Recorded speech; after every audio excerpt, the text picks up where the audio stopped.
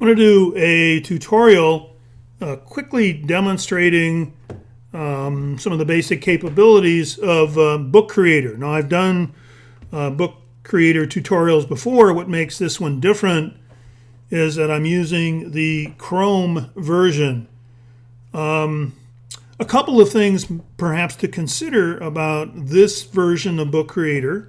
The first would be if you are an educator working in a classroom that has only Chromebooks, because Chromebooks run Chrome, of course, you could use this product. The second might be that because we're working here through a browser, we're really working with content that is uploaded and manipulated online in the cloud, so to speak, when the resource is not really on a specific computer. There is often the opportunity to collaborate, or in other words, individuals in multiple locations could be working on this cloud-based product, and so collaborative authoring would be another capability that's pretty unique. So Book Creator available through the Chrome browser. There's a free version, also paid versions. You can explore those options more on your own. I'm really just going to quickly try to do a demonstration of how the Chrome version works. Now, I'm working on a desktop Macintosh here. It's a little easier and quicker with the more real estate, but this, again, I'm just using the Chrome browser. So I start by creating a book and selecting a size and format. Now, I think the way to think about this is to imagine a combination of pages, content elements, and attributes of those elements. So here I have a page, which is really the cover. I can modify the attributes of this page by coming up here to the eye, and it knows, what kind of element I'm working with. And so one of the things I can do is change color. So I will create, a cover in this color. I am now going to add elements to this cover, and what I want to add is a title, which would be text. My little demo project here allows me to consider the life cycle of the monarch butterfly. So I'm imagining, a class of students who might be studying butterflies and maybe are rearing monarchs in their classroom while learning things about butterflies versus moths, for example, learning about some of the interesting environmental issues that are impacting monarchs, and this might be a way to kind of externalize some of the things they've learned. So I'm going to add text here. If you worked with Book Creator, you know that there's a little red line that will come up and tell you when you have an element centered. Now, this doesn't look much like a title, so I want to modify the attributes of this text box, of this text. I want to make it larger, for example, maybe a little bit. And I can now, I really want to get that on 2 lines. Okay, and center it again. And the other attribute is I want this text to be center justified. So there's a title for my book. The other thing I want to do is bring in some media. I want to have an image on my cover as well. You can add media in various ways.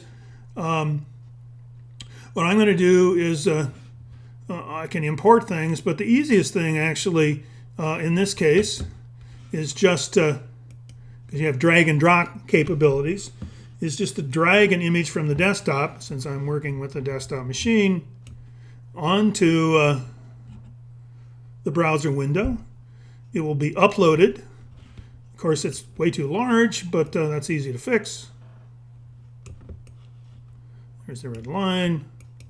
So there's my cover. Now I want to start working with the pages of my book and show you another element type. I can add drawings. And I think all of us who have learned about butterflies have learned that it goes through kind of a 4-stage life cycle. There is the egg, and the egg hatches and grows into a larger and larger caterpillar. At some point, the caterpillar maybe attaches to a branch and changes into a chrysalis. And we all, of course, know that moths turn into cocoons or spin cocoons, and butterflies create a chrysalis. And eventually, after the butterfly matures, it emerges from the chrysalis. And there we have a kind of deformed butterfly. So we might have a life cycle that goes through these 4 stages like this. So much for my drawing. Here's my drawing. Probably could center it a little better there. All right, now another element I can add to any given page would be a recording. And of course, if I'm going to offer this as a digital book as opposed to a paper book, I could allow recorded content to be included.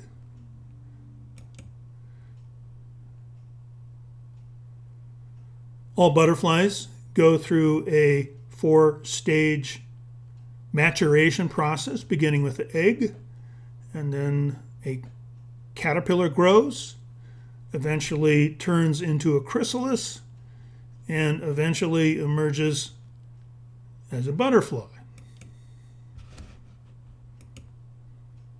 So that's been uploaded now, and we have a recording if someone would want to hear a description of what shows up in this page.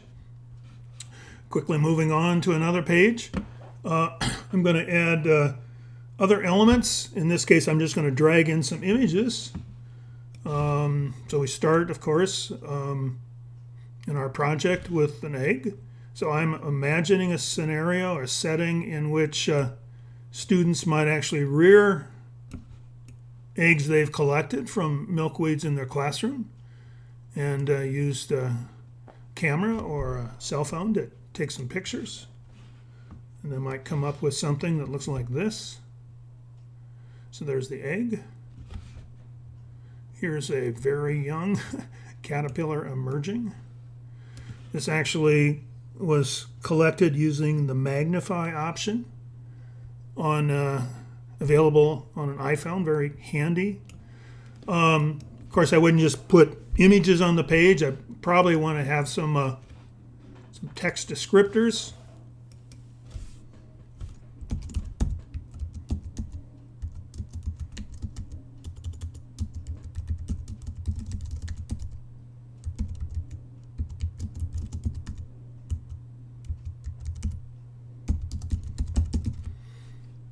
Whoops, weed. And of course, change that and move that around. The amount of text I add, of course, would vary with what you think is appropriate or what students think are appropriate in terms of how they want to use the combination of text and images in their book. And I would probably label all of my images. Quickly add some more here, just to kind of give you a feel for how this project might evolve. So here we have some milkweeds with very small caterpillars. The caterpillars, of course, grow and grow, and eventually the caterpillar turns into or creates a chrysalis. Looks like this.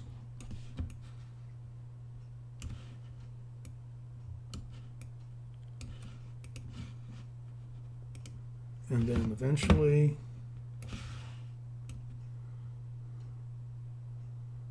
the butterfly emerges, spends a little time drying its wings, and then off it flies, leaving behind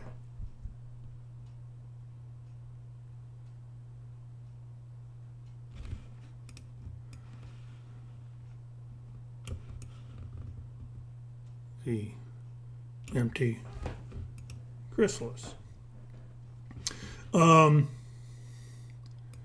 I would likely include more text content in any book I would have students create.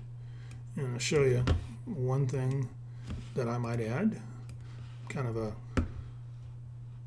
a set of resources. I'm just copying and pasting, in this case, something from a Google Doc that I've created to go along with my little quick project. And so there you have kind of my book. I guess I don't really want to add any more pages. So once my book is done, I can do various things with it, show you where you would access these options. I can publish online, which is something I would do. I could download as an ebook, or I could print it out. And again, these are decisions that the students and teacher might make to determine how to offer their resource to others. So this is the Chrome version of Book Creator. All the same features pretty much as Book Creators maybe you've used before as an application, with some, I think, unique features that educators might find very helpful. And I've stipulated that these would be, this is a product that worked then on the Chromebook, and this is also something that would allow student collaboration. So I encourage you to take a look at Book Creator for the Chrome.